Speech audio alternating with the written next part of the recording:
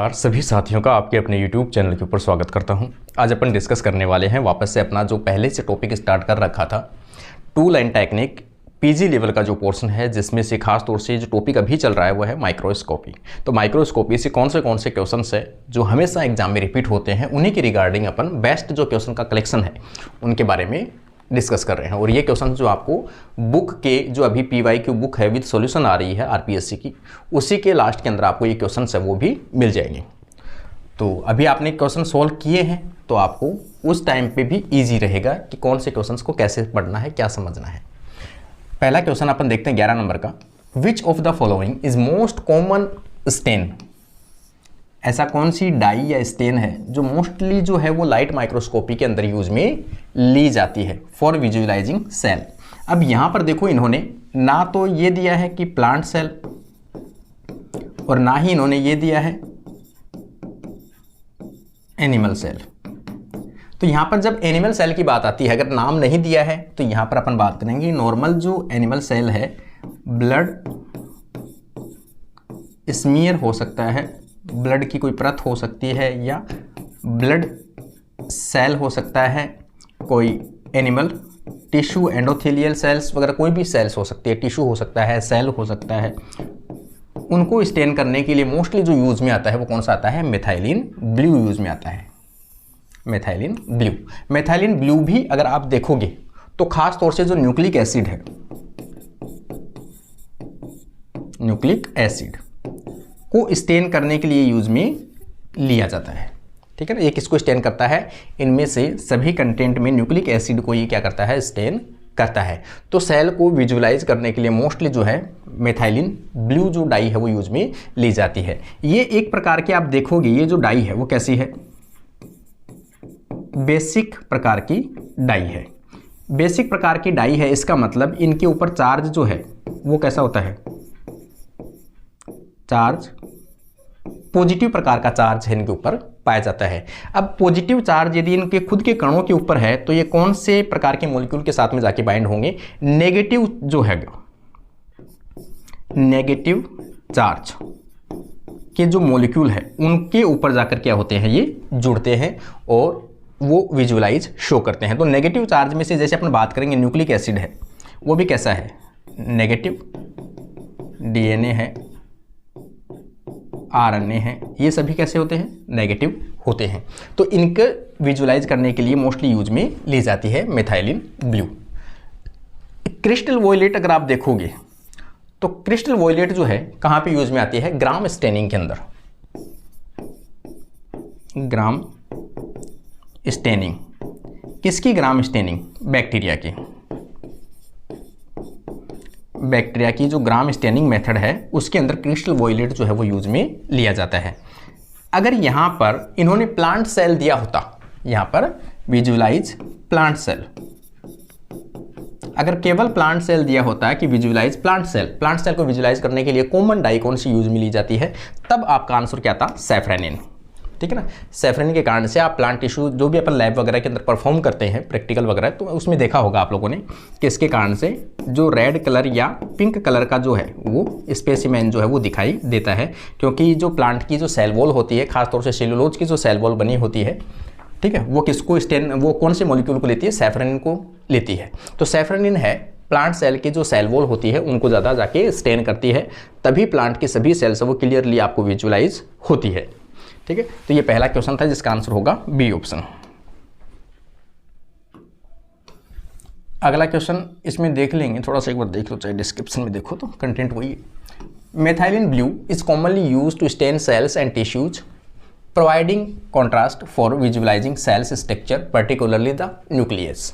मतलब न्यूक्लियस को ज़्यादा दिखाता है। ये क्यों दिखाता है? मैंने बताया आपको कि ये पॉजिटिव बेसिक डाई होती है और नेगेटिव जो कण होते हैं, नेगेटिव जो भी इनको आयंस मिलते हैं वहाँ पर जाकर ये जुड़ते हैं। तो जो न्यूक्लियस है, न्यूक्लियस के अंदर क्या होता है? न्यूक्लिक एसिड नेगेटिव चार्ज होता है, इसलिए आपको मोस्टली न्यूक्लियस दिखाता है ये। It is often used in basic staining technology, क्योंकि बेसिक डाई है for biological specimen. Question number 12 में आप देखोगे, in which microscopy technique does the specimen need to be coated with thin layer of metal? ऐसी कौन सी microscopy की technique है जिसके अंदर जो स्पेसिमेन होता है, आपका जो सैंपल है, आपने जो सैंपल लिया है उसके ऊपर आवरण चढ़ाया जाता है। किसका? धातु का। धातु का आवरण चढ़ाया जाता हो तो कौन सा है ऐसा? तो अपन बात करेंगे इलेक्ट्रॉन माइक्रोस्कोपी। कौन सी? Scan electron microscopy, SEM. ये कल भी मैं आपको लास्ट वीडियो में बता चुका हूं कि जो सैम होता है वो 3D जो इमेज है उसको बनाने के लिए रेस्पॉन्सिबल है। सरफेस का डिटेल के अंदर अध्ययन किया जाता है और इसमें जो कोट है सैंपल कोटेड होता है विद मोस्टली गोल्ड। गोल्ड के परत के द्वारा यूज में लिया जाता है, मतलब कवर किया जाता है। इसमें इलेक्ट्रॉन बीम यूज में ली जाती है। इसके अंदर मैग्नेटिक लेंस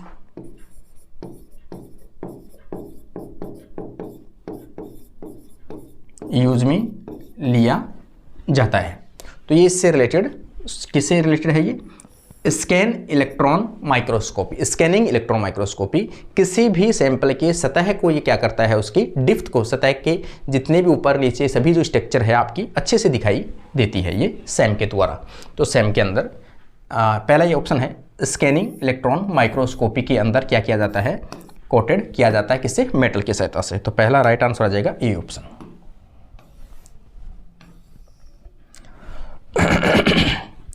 देखो, in SEM the specimen is coated with thin layer, पतली layer of metal.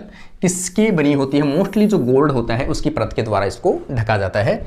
It make conductive, electron की बीम डालते हैं तो वो अच्छे से कंडक्ट हो सके। एनहांस द इलेक्ट्रॉन स्कैटरिंग, तो इलेक्ट्रॉन टकराकर वापस जा सके। विच अलाउिंग फॉर हाई रिजोल्यूशन, और क्या करती है? हाई रिजोल्यूशन की जो इमेज है वो आपकी दिखाई देती है। किसकी? सतह की, क्योंकि ये सतह कोई तो देखता है, तो सतह की 3D इमेज बनाने के लिए रेस्पॉन्सिबल है। क्वेश्चन नंबर 13, यहाँ पे आप देखोगे क्वेश्चन नंबर 13 में, which of the following type of microscopy, इनमें से कौन सी microscopy based on the interaction of light with fluorescent microscope. Fluorescent microscope fluorescent molecule को देखने के लिए किस सहायता से, किसी भी सैंपल की स्टडी करने के लिए कौन सा माइक्रोस्कोप काम आता है? तो इसके नाम से ही है कि फ्लोरोसेंट, यदि मॉलिक्यूल आपने डाला है, कोई भी प्रोटीन है, जैसे ये आपने कोई एंटीबॉडी ली है और यहाँ पर आपने क्या कर दिया? फ्लोरोसेंट जो ग्रीन, अपनी मान लेते हैं एक example, green fluorescent protein use में ले लेते हैं। ये एंटीबॉडी आपने डाली है किसके अंदर? टिश्यू के अंदर। ये एंटीबॉडी किसी विशेष प्रोटीन के लिए बनी है, तो उस प्रोटीन के आप लोकेशन देखना चाहते हैं तो ये जाके वहाँ पर जाएगी, और जैसे आप इसको माइक्रोस्कोपी में देखोगे, कौन सी? फ्लोरोसेंट माइक्रोस्कोपी में जैसे ही देखोगे तो क्या करेगी? लाइट इमिट करेगी। लाइट इमिट करेगी तो ये एंटीबॉडी वहीं लाइट इमिट करेगी जहाँ पर इसका टारगेट प्रोटीन उपस्थित है। तो इसके द्वारा किसी भी टारगेट प्रोटीन की आप किसी टिश्यू या सेल के अंदर उसकी पर्टिकुलर पोजिशन का आप आइडिया लगा सकते हो। तो वहाँ पर इसके लिए कौन सी माइक्रोस्कोपी काम आती है? फ्लोरोसेंट माइक्रोस्कोपी जो है वो यूज में ली जाती है। तो इसका राइट आंसर कौन सा आ जाएगा? सी ऑप्शन इसका बेस्ट आंसर होगा। देखो, fluorescence microscopy use light to excite fluorescent molecule. इसमें लाइट डाली जाती है और लाइट के कारण से क्या होते हैं? जो फ्लोरोसेंट मॉलिक्यूल होते हैं वो क्या होता है? एक्साइट होते हैं, उनके इलेक्ट्रॉन, और वो क्या करते हैं? लाइट इमिट करते हैं, और वो लाइट जो है उसी लाइट को अपन देख पाएंगे। सच डाई और प्रोटीन्स, ठीक है ना, विच देन इमिट लाइट, और वो क्या करते हैं? लाइट शो करेंगे एट लॉन्गर वेवलेंथ, ज़्यादा वेवलेंथ की दिखाई देगी वो वेवलेंथ, लाइट ज़्यादा वेवलेंथ की होगी।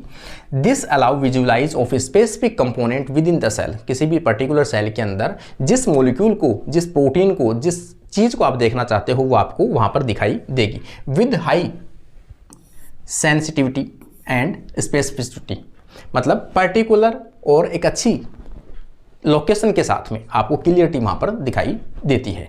तो इसका मतलब फ्लोरोसेंट माइक्रोस्कोपी यूज में ली जाती है। अगला क्वेश्चन नंबर देखेंगे अपन, 14 नंबर क्वेश्चन, यहाँ पर question number 14, what is the maximum magnification achievable by a typical light microscopy. Light microscopy के द्वारा आप कितनी मैग्नीफिकेशन कर सकते हो। तो कॉमन सा है कि जैसे मैंने आपको बताया है ऑब्जेक्टिव लेंस। ऑब्जेक्टिव लेंस में मैक्सिमम जो लेंस इसमें आता है अच्छी क्वालिटी के अकॉर्डिंग, तो यहाँ पर 10x हो सकता है आपका, 25x हो सकता है, 45x हो सकता है, 60x हो सकता है और 100x हो सकता है। और जब 100x आप यूज में लेते हो तो कौन सा ऑयल इमर्सन यूज में लिया जाता है? तो क्या यूज में लिया जाता है? ऑयल इमर्सन की सहायता से। सेम इसी प्रकार से ऊपर की तरफ आई पीस जो है उसके अंदर भी आप क्या डालोगे? 10x का जो है वो लेंस डालोगे, ओक्यूलर लेंस। तो 10x और वहां पर 100, तो यहां पर अपन कहेंगे मैक्सिमम जो अच्छी क्वालिटी देख सकते हो आप केवल 1000x देख पाते हो, वो भी ऑयल इमर्सन की सहायता से। डायरेक्ट वो भी नहीं देख पाओगे। अगर आप यूं कहोगे कि आई पीस के अंदर मैं 10x से ऊपर ज़्यादा डाल दूँ तो डाल दो भले ही, लेकिन जो क्वालिटी आपको देखनी चाहिए वो क्वालिटी वहाँ पर नहीं मिलेगी। इसलिए मैक्सिमम जो क्वालिटी आप देख पाओगे वो सही स्टैंडर्ड ये है कि जो आई पीस है उसके अंदर 10x डालिए और नीचे जो ऑब्जेक्टिव लेंस है उसके अंदर कितना 100x यूज में ले सकते हो with presence of oil immersion. तो आपको मैक्सिमम जो है 1000x के ऊपर आप दिखाई दे सकता मैग्नीफिकेशन। तो यहाँ पर अपन देखेंगे मैक्सिमम जो है 1000x के ऊपर देख पाओगे, यही इसके अंदर बताया है। Question number 15, what is the main disadvantage of using transmission electron microscopy? Time का डिसएडवांटेज जो है वो क्या है इसका, ठीक है ना, इसकी कमियां क्या है ये मान लो आप। तो डिसएडवांटेज या इसकी कमियां क्या है? सबसे बड़ी कमी क्या है मैंने बताया आपको, इसमें जीवित सैंपल को नहीं देख सकते आप, डेड सैंपल या killed sample.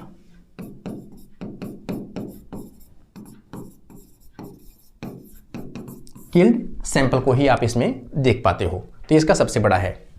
It can use study living specimen, ये तो यूज में ले ही नहीं सकते आप। It require a very large sample size. It only produce 2 dimensional image, ये तो ठीक है। It less expensive than light microscopy, तो यहाँ पर कैनोट बी यूज टू, हाँ cannot use to be living specimen, ठीक है ना। तो ये इसकी जो है सबसे बड़ी है कमी कि ये कभी भी जीवित स्पेसिमेन को अध्ययन करने में यूज में नहीं आ सकती। इसका मतलब पहला सेंटेंस इसका सही बोल रहा है ये, तो इसका राइट आंसर क्या आ जाएगा? ए ऑप्शन इसका राइट आंसर हो जाएगा, जिसके बारे में अपन कई बार डिस्कस कर चुके हैं, ठीक है ना। Question number 16, in compound light microscopy what is the purpose of ocular? Ocular जो मैंने बताया आई लेंस जो डालते हैं अपन, आई पीस जो डालते हैं ऊपर, ठीक है, उसका मुख्य उद्देश्य क्या है? उसका मुख्य उद्देश्य क्या है कि भाई जो आपने ऑब्जेक्टिव लेंस से जितना मैग्नीफाई किया है, पहले से जो सैंपल है, सैंपल को कितना गुना आपने मैग्नीफाई किया है, यहाँ पर सपोज 40x मैग्नीफाई किया है आपने। अब 40x को और अगर आप ओक्यूलर ये लोगे लेंस तो इसको और अधिक मैग्नीफाई किया जा सकता है। ऑब्जेक्टिव लेंस में जितना आपने मैग्नीफाई करना था उसको और डबल मैग्नीफाई करने के लिए, तो अब यहाँ से ये इसको कितना कर देगा? अब 400x सीधा ही 40 से कितना गुणा कर दिया इसने? 4 से 400 मतलब 40 से 400x के ऊपर कर दिया। इसका मतलब वापस से मैग्नीफाई, पुनः मैग्नीफाई करने में यूज में आता है। To focus the light on the specimen, to adjust the contrast of specimen, to further magnify, देखो to further magnify the image produced by the objective lens, जो इमेज ऑब्जेक्टिव लेंस से बनी है उससे भी कहीं आगे मैग्नीफाई करने के लिए, उसकी इमेज क्लियरिटी के लिए मैग्नीफाई करने के लिए अपन यूज में लेते हैं। मैंने बताया आपको केवल ऑब्जेक्टिव लेंस से अपन 40x लिए हो, लेकिन अगर उसमें ओक्यूलर में 10x भी आपने डाल दिया तो सीधा कितना हो जाएगा? 400x बढ़ जाएगा। तो इसको मैग्नीफाई कर मतलब सी ऑप्शन यूज में आएगा। Question number 17, which of the following is not a factor that affects the resolution of microscopy. ऐसा कौन सा फैक्टर नहीं है जो रिजोल्यूशन पावर को प्रभावित करता हो। इनमें से कौन सा करता है? वेवलेंथ ऑफ लाइट, ये तो करती है, मुख्य है। Numerical aperture of the objective lens, ये भी करती है, टाइप ऑफ एल्यूमिनेशन यूज, ये भी करती है। साइज ऑफ स्पेसिमेन, अब साइज ऑफ स्पेसिमेन का कोई रोल यहाँ पर नहीं है कि साइज छोटी है, बड़ी है, कैसी है, कि उसका कोई प्रभाव पड़ता हो, तो इसका कोई प्रभाव नहीं पड़ता है। इसका राइट आंसर आ जाएगा डी ऑप्शन। ठीक है, यहाँ पे आप देखोगे the resolution of the microscopy is primarily influenced by, किसके द्वारा होती है? Wavelength of light. सबसे ज़्यादा प्रभावित होती है वेवलेंथ ऑफ लाइट। जितनी ज़्यादा वेवलेंथ छोटी होगी उतनी ही रिजोल्यूशन पावर अधिक होगी, बड़ी वेवलेंथ लाइट होगी उतनी ही रिजोल्यूशन पावर डाउन आएगी। ठीक है ना। Numerical aperture of objective lens and the type of illumination, the size of specimen doesn't directly affect the microscope's resolution, उसके ऊपर कोई प्रभाव नहीं पड़ता है। यहाँ पे question number 18, which type of microscopy use laser light. कौन सा ऐसा माइक्रोस्कोपी है जिसके अंदर लेजर लाइट का प्रयोग किया जाता है? So scan the specimen and produce the sharp image and various depth, अलग अलग डिप्थ की जो इमेज है वो डेवलप की जाती है। तो मैंने कल भी आपको बताया था कि यहाँ से अपन देखेंगे इसमें पिन होल लगा होता है, पिन होल, ये पिन होल है, किसमें? ये वाला पिन होल है।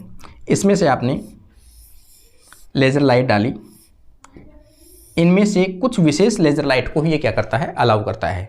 ठीक है, यहाँ से ये टकराकर प्रिज्म से नीचे जाएगी और यहाँ पर आपका सैंपल रखा है, सैंपल के टकराई और यहाँ से वापस गई, टकराकर वापस चली गई। और यहाँ क्या है, जब ये टकराकर वापस जाएगी तो यहाँ पर वापस से एक पिन होल लगा होता है, ये उसमें से केवल विशेष लाइट ही जाएगी एक बार में। इसका मतलब और जो लाइट है वो टकराकर यहीं पर रह जाएगी, यहाँ पर, और इससे अगर और लाइट निकलेगी तो वो भी टकराकर यहाँ पर रह जाएगी, इस प्रकार से। इसका मतलब पिन होल जहाँ यूज़ में आता है, लेज़र लाइट यूज़ में ली जाती है और पिन होल यूज़ में लिया जाता है इसके अंदर, और एक विशेष डिप्थ की स्टडी आप कर सकते हो। तो अलग अलग जो सैंपल है उसके अलग अलग जगह के ऊपर, डिप्थ के ऊपर, कोई सरफेस नीचे है, कोई सरफेस ऊपर है, तो आप किसी भी सेल ऑर्गेनल के अंदर की जो इंटरनल स्टडी है वो अच्छे से इसकी कर पाते हो। टू स्कैन द स्पेसिमेन, तो इसको है ना, स्कैन माइक्रोस्कोपी के नाम से भी इसको जाना जाता है। ठीक है, तो वेरियस डिप्थ की, तो bright field microscopy, scanning electron microscopy, confocal microscopy और फेज कॉन्ट्रास्ट माइक्रोस्कोपी। तो राइट आंसर क्या जाएगा? कॉनफोकल माइक्रोस्कोपी। कॉनफोकल माइक्रोस्कोपी के अंदर इस प्रकार का जो सिस्टम है वो यूज में लिया जाता है। Produce sharp and various depth laser light है ना, कॉनफोकल में ली जाती है। इसका राइट आंसर आ जाएगा सी ऑप्शन। देखो यहाँ पर confocal microscopy use laser light to scan specimen in layer produce light resolution image at various depth, अलग अलग डिप्थ के ऊपर। This technique improve the clarity and contrast of thick specimen, मोटा अगर सैंपल है तो भी कर सकता है ये। Such as tissue by eliminating the out of focus light, मैंने कहा ना जो लाइट होगी एक्स्ट्रा उनको क्या कर देता है ये? एलिमिनेट कर देता है, उनको हटा देता है। पिन होल जहां लगा है केवल पर्टिकुलर लाइट ही उसके अंदर से क्रॉस कर सकती है, तो वही इमेज आपको दिखाई देती है। तो अलग अलग जो इमेज बनेगी उन सबको मर्ज करके आपको क्या दिखाई देगी? पूरी स्ट्रक्चर दिखाई देती है, इसमें 3D इमेज बनती है इसके अंदर।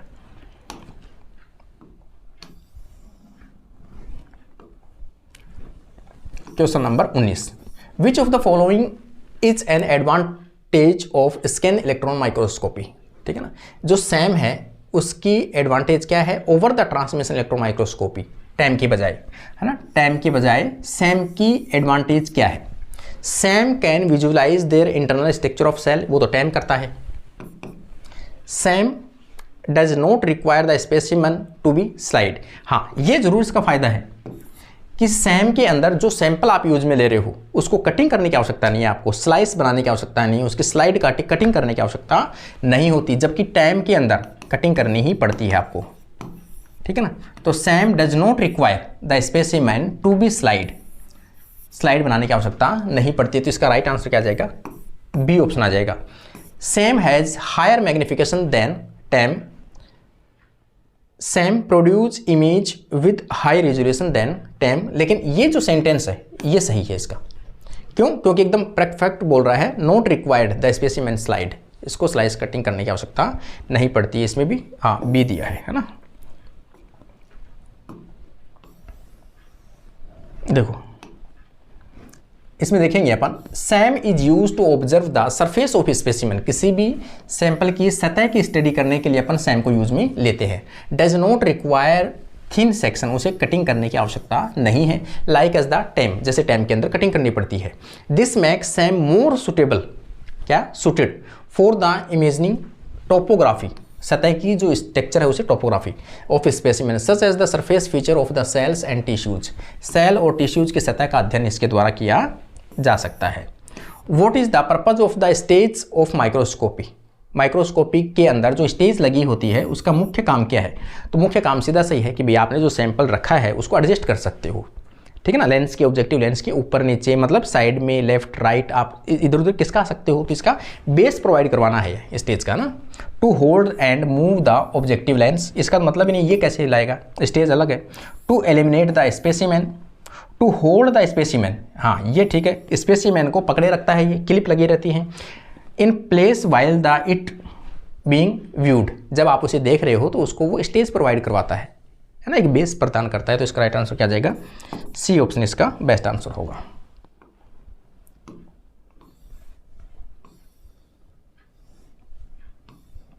क्वेश्चन नंबर 21,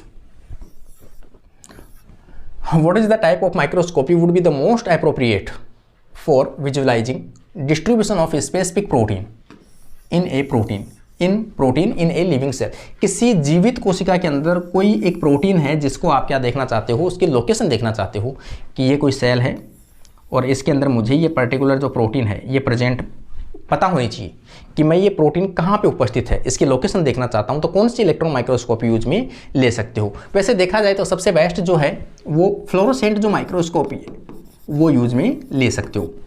कारण क्या है कि जो आप फ्लोरोसेंट डाई है उसके जो कण हैं उनको यूज में ले सकते हो, उनको इंजेक्ट कर दो प्रोटीन के अकॉर्डिंग।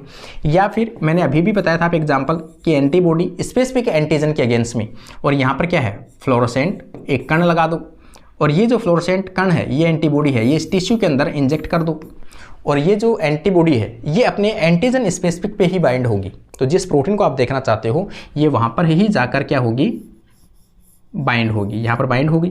तो यहाँ पर क्या है फ्लोरोसेंट मॉलिक्यूल लगा हुआ है। आप जैसे ही फ्लोरोसेंट माइक्रोस्कोपी के अंदर इसके ऊपर लाइट डालोगे तो इलेक्ट्रॉन क्या होंगे, यहाँ पर इमिट होंगी और एनर्जी रिलीज करेंगे, मतलब लाइट इमिट करते हैं। तो इसकी लोकेशन है यहाँ पर आप देख पाओगे।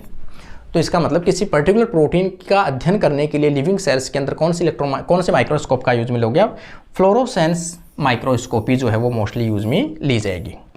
ट्रांसमिशन इलेक्ट्रॉन माइक्रोस्कोपी इसमें डेड सैंपल काम आता है। स्कैनिंग इलेक्ट्रॉन माइक्रोस्कोपी इसमें सेल का सतह का अध्ययन करते हैं अपन। और ब्राइट फील्ड माइक्रोस्कोपी इसमें भी कोई मतलब नहीं है। तो सेल के अंदर की जो अध्ययन करना है वो अपने को फ्लोरोसेंस माइक्रोस्कोपी के द्वारा किया जाता है। तो इसका राइट आंसर आ जाएगा A option. Question number 22, which of the following statement about the electron microscopy is true. Electron microscopy के बारे में सत्य सेंटेंस पूछा है। Electron microscopy use light to form image, light use में लेता है, ये तो मतलब ही नहीं है, ये तो इलेक्ट्रॉन की बीम यूज में लेता है। Electron microscopy can magnify object to over the 1 million time, 10 lakh गुणा उसकी साइज को ये बढ़ा सकता है, मैग्नीफाई कर सकता है। इसका मतलब सेंटेंस तो ठीक है। Electron microscopy are typically use for living cells, ये नहीं आता काम, ये तो डेड सेल के लिए काम आता है। Electron microscopy have poor resolution, ये हाई रेजोल्यूशन होती है, तो ये सेंटेंस भी गलत है। इसका मतलब राइट आंसर कौन सा है, पी ऑप्शन इसका राइट आंसर होगा।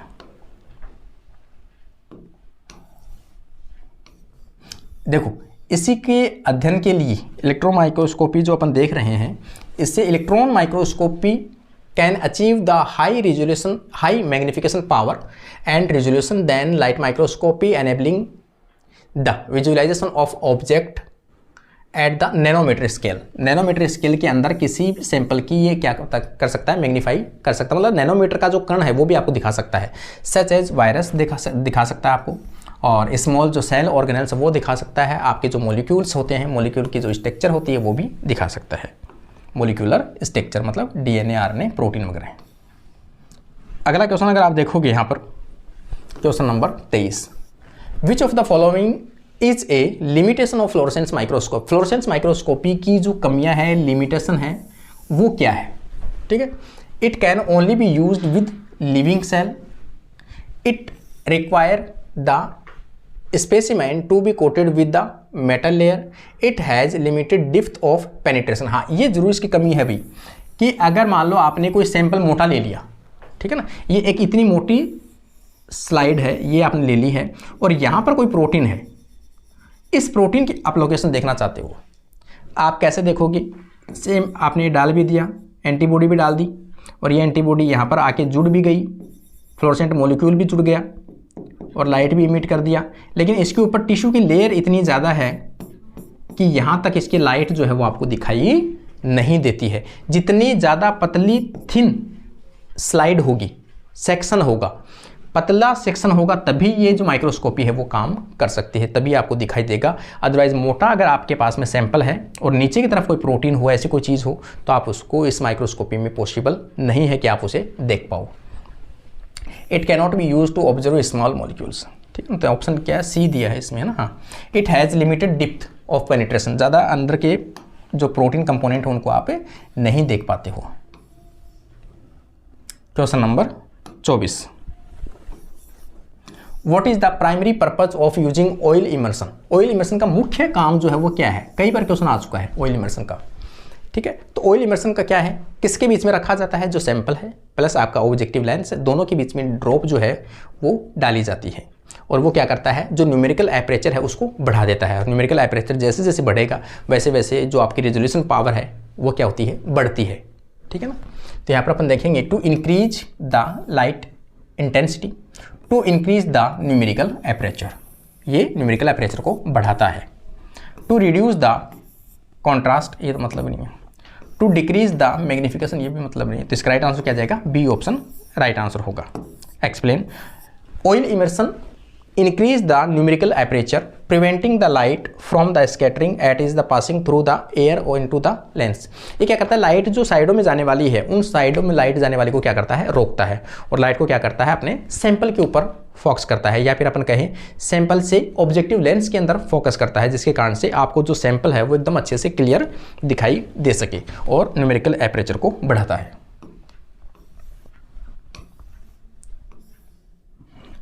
अगला क्वेश्चन अगर आप देखोगे यहाँ पर 25 number, which of the following lens has the largest working distance in compound light microscopy. ठीक है ना। जैसे मान लो कि एक कंडीशन क्वेश्चन देखो आप, इसने क्या पूछा है कि जिस स्टेज के ऊपर आप वर्क कर रहे हो, ये स्टेज है, यहाँ पे आपने स्लाइड रखी है, यहाँ पर आपने सैंपल रखा है, प्लस यहाँ पर जो माइक्रोस्कोप है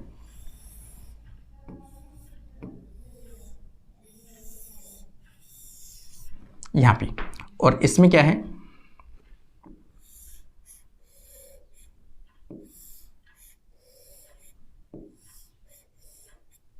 ये इसमें क्या लगे हैं? ऑब्जेक्टिव लेंस लगे हैं। ये ऑब्जेक्टिव लेंस लगा है, ये ऑब्जेक्टिव लेंस लगा और ये ऑब्जेक्टिव लेंस लगा है। एक चीज़ आप फिक्स मान के चलिए, स्लाइड और ऑब्जेक्टिव लेंस के बीच की ये जो डिस्टेंस है, ये पूछिए सबसे ज़्यादा दूर कौन से लेंस में दिखेगा? कि मतलब आपने यहाँ पर स्टेज है और यहाँ पर आपका लेंस टिका हुआ है, ये आया है ऑब्जेक्टिव लेंस, तो इसकी डिस्टेंस ये है। जैसे मान लो मैं एक एग्जांपल बताऊँ आपको, अगर माइक्रोस्कोप में लाइट माइक्रोस्कोपी में आप देखोगे, जैसे मान लो कि आपने 10x पे देखा है, तो मैं बच्चों को, स्टूडेंट को डायरेक्ट बता देता हूँ, 10x पे अगर आपको देखना है तो माइक्रोस्कोप का आप जब सेट करते हो तो आप फिक्स मान लेना कि ये जो साइज़ होती है इतनी साइज के ऊपर अगर आप सेट करोगे, इसका मतलब 10x के ऊपर फिक्स दिखेगा ये। अब आप क्या करते हो? x बढ़ा रहे हो, 25x कर रहे हो, तो 25x करोगे उतनी ही डिस्टेंस वो क्या हो जाएगी, कम हो जाएगी। फिर आप 45x पे देख रहे हो, डिस्टेंस और कम हो जाएगी। 60x पे देख रहे हो और कम हो जाएगी। आप 100x पे देखोगे तो एकदम नियरेस्ट, एकदम टच हो जाएगी। इसका मतलब जितने ज़्यादा x बढ़ेंगे उतने ही डिस्टेंस कम होती जाएगी, लेंस, ऑब्जेक्टिव लेंस और स्पेसिमेन के बीच। लेकिन जैसे जैसे x कम होगा वैसे वैसे डिस्टेंस बढ़ती जाएगी। ठीक है, तो सबसे कम जो x होगा ऑप्शन के अकॉर्डिंग उसमें सबसे ज़्यादा डिस्टेंस होगी। यहाँ पर ऑप्शन में देखोगे आप 100x दिया है, सबसे कम डिस्टेंस होगी इसमें। तो 40x उससे कम होगी, 10x उससे कम होगी और यहाँ मतलब उससे ज़्यादा होगी। ठीक है ना, सबसे कम इसमें, उससे ज़्यादा इसमें, उससे ज़्यादा इसमें और सबसे ज़्यादा 4x में डिस्टेंस सबसे ज़्यादा होगी। यहाँ पर 4x आगे समझ में। तो यहाँ पर ये है, जैसे मान लो आप 60x पे देखते हो तो कई बार अपन सेट करते करते कि भी कहाँ दिखे और लास्ट में क्या होता है कि आपका जो ऑब्जेक्टिव लेंस वो किस पे टिक जाता है, डाई पे टिक जाता है ना। आपकी जो स्टैंडिंग डाई है उसके ऊपर चिपक जाती है। लास्ट के अंदर अपन ऊपर करते हैं तो भी उसके अंदर देखते रहते हैं तो भी दिखता रहता है। फिर पता चलता है सैंपल ऐसा दिख रहा है, जबकि वो सैंपल नहीं होता है, वो आपकी जो स्टैंडिंग डाई है वो उसके ऊपर लग जाती है, वो दिखती रहती है। वो कब कंडीशन आती है, जब आप लेंस जो x बढ़ाते हो तब आती है कंडीशन। 10x पे करते हो तो टच होने का सवाल ही पैदा नहीं होता, इतना डिस्टेंस जो है वो रहता है उस टाइम पे। तो इसका राइट आंसर आ जाएगा डी ऑप्शन, 4x के ऊपर सबसे ज़्यादा डिस्टेंस है वो दिखाई देगी आपको। यहाँ पे क्वेश्चन नंबर अपन देखेंगे 26 में, what is the main advantage of the using scanning tunneling microscopy. इसका यूज क्या है, STM का। इसका है विशेष पर्टिकुलर जो एटम है, कोई भी पर्टिकुलर एटम या कोई मॉलिक्यूल है उसकी स्ट्रक्चर ज्ञात करने के लिए, पर्टिकुलर किसी एटम या मॉलिक्यूल की स्ट्रक्चर ज्ञात करने के लिए STM जो है वो यूज में ली जाती है। It allow for imaging living cells, it can be resolving the individual atom, है ना। इंडिविजुअल एटम की स्ट्रक्चर ज्ञात करने के लिए इसमें यूज में लिया जाता है। इसका राइट आंसर आ जाएगा बी ऑप्शन। हालांकि अपने सिलेबस में भी मेंशन नहीं है ये। देखो एक आया है, in which type of the microscopy would you use a cryo electron microscopy. अब देखो क्रायो इलेक्ट्रॉन माइक्रोस्कोपी का मतलब क्या है। क्रायो का मतलब क्या होता है कि भी कोई भी चीज आप आइस फॉर्म के अंदर देखते हो, लिक्विड नाइट्रोजन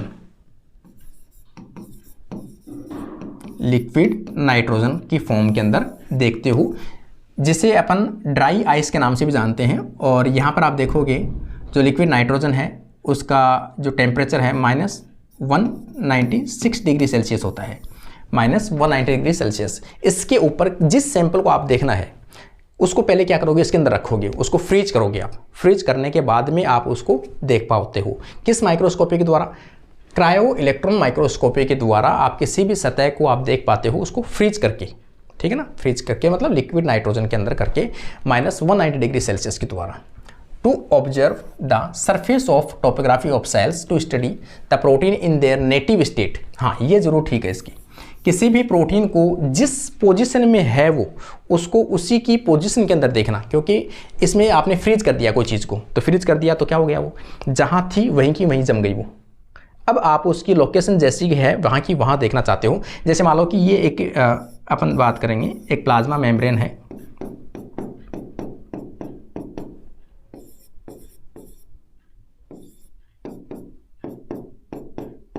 यहाँ पे प्लाज्मा मेम्ब्रेन है, इसके बीच में एक ये क्या है, प्रोटीन धसी हुई है। आप क्या चाहते हो कि इस प्रोटीन की मुझे पर्टिकुलर लोकेशन ही देखनी है, तो पर्टिकुलर लोकेशन आप कब देख पाओगे कि ये जिस स्थिति के अंदर है उसी को जमा दो वहाँ की वहीं। तो यहीं अगर इसी को यहाँ जमा दोगे आप और इसको स्ट्रक्चर से आप देख पाओगे तो ये प्रोटीन आपको यहीं की यहीं मिलेगी। तो आपको पता लगाओगे कि इसके आसपास कौन सी प्रोटीन है, कौन सी जगह है, ये मेम्ब्रेन के नीचे है या मेम्ब्रेन की ऊपर थी, तो वो आप पता लगा सकते हो। कौन से, किसके द्वारा, क्रायो इलेक्ट्रॉन माइक्रोस्कोपी के द्वारा फ्रीज करके आप पता लगा सकते हो।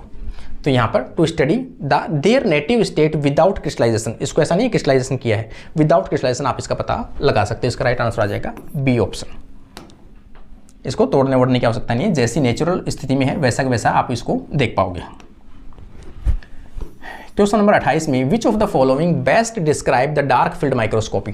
डार्क फील्ड माइक्रोस्कोपी के अंदर किसी भी आप जो जीवित कोशिकाएं वगैरह हैं और खास तौर से ट्रांसपेरेंट जो सेल्स होती है उन ट्रांसपेरेंट सेल्स का अध्ययन आप डार्क फील्ड माइक्रोस्कोपी के द्वारा कर पाते हो। ट्रांसपेरेंट का मतलब होती है कि जिनके अंदर से अपन आर पार देख सकते हैं, उन सभी सैंपल जो है उनका अध्ययन कर सकते हैं। उनका जो बैकग्राउंड जो है वो कैसा दिखाई देता है, इसमें डार्क दिखाई देता है। इसमें सैंपल को स्टैन करने की भी ज़्यादा आवश्यकता नहीं पड़ती है, ठीक है ना। It enhance the contrast transparent specimen without staining, ये पहला सेंटेंस है इसका, जो लाइन मैंने बताई वो पूरी इसी में आ गई। ट्रांसपेरेंट स्पेसिमेन होना चाहिए और विदाउट स्टेनिंग, आप इसको यूज में ले सकते हो। इसका राइट आंसर आ जाएगा ए ऑप्शन, ए ऑप्शन दिया हुआ है, ठीक है। तो इसको देखा जा सकता है। ये छोटी छोटी चीज़ें हैं, आपको आप प्रत्येक टेक्निक के बारे में थोड़ी थोड़ी चीज़ें जो बेसिक कॉन्सेप्ट है वो आपको पता होना चाहिए, फिर आपके टेक्निक्स के क्वेश्चन गलत नहीं होंगी। Which type of the microscopy is typically used for high resolution imaging for internal structure of living cell. देखो, इंटरनल स्ट्रक्चर ज्ञात करना चाहते हो किसकी, लिविंग सेल की। तो लिविंग सेल की इंटरनल स्ट्रक्चर ज्ञात करने के लिए स्कैनिंग इलेक्ट्रॉन माइक्रोस्कोपी सतह को ज्ञात करता है, transmission electron microscopy dead organ का करता है, कॉनफोकल माइक्रोस्कोपी कर सकता है, ब्राइट फील्ड माइक्रोस्कोपी कर सकता है। तो यहाँ पर जो कॉनफोकल माइक्रोस्कोपी है वो मोस्टली यूज में लिया जाता है, जो अभी अपन बात की थी कॉनफोकल माइक्रोस्कोपी। तो ये जो है वो टेक्निक यूज में ली जा सकती है किसी भी पर्टिकुलर इंटरनल स्ट्रक्चर को। मैंने बताया अभी आपको 3D इमेज बनाता है, लेजर लाइट इसमें यूज में ली जाती है, पिन होल इसके अंदर लगे होते हैं, पर्टिकुलर एक लेजर लाइट इसमें यूज में डाली जाती है और डिफरेंट प्रकार की जो डिप्थ होती है उसकी, उनकी अध्ययन किया जाता है। क्वेश्चन नंबर यहाँ पर 30 नंबर देखोगे, which of the following is true regarding the use of electron microscope. Electron microscope का यूज करने के लिए इनमें से ट्रू कौन सा है। They can be use to observe living cells in their real time, ये तो है ही नहीं, लिविंग सेल्स तो अपन देख ही नहीं सकते। They use a beam electron instead of light from form the image, ये तो ठीक है, ट्रू ही तो पूछा है। इलेक्ट्रॉन की बीम यूज में आती है किसके बदले में, लाइट के बदले में। They require light stand for imaging, they have lower magnification, मतलब नहीं है। तो इसका राइट आंसर क्या जाएगा, बी ऑप्शन आपका राइट आंसर हो जाएगा। इस प्रकार से आज के जो 20 क्वेश्चन है वो यहाँ पर समाप्त होते हैं। कैसे लगे आप लोगों को, ये सभी स्टूडेंट्स अपना कमेंट करके अपना रिव्यू जरूर दे के जाएँ और सभी अपने फ्रेंड्स तक जरूर शेयर कीजिए। डेली आप लोग ऑब्जेक्टिव क्वेश्चन से इस प्रकार से देखते रहिए ताकि सभी स्टूडेंट्स को बेनिफिट हो सके। कल अपन किसी नए टॉपिक के बारे में डिस्कस करेंगे। आज के लिए अपनी क्लास यहीं पर समाप्त होती है। Thank you.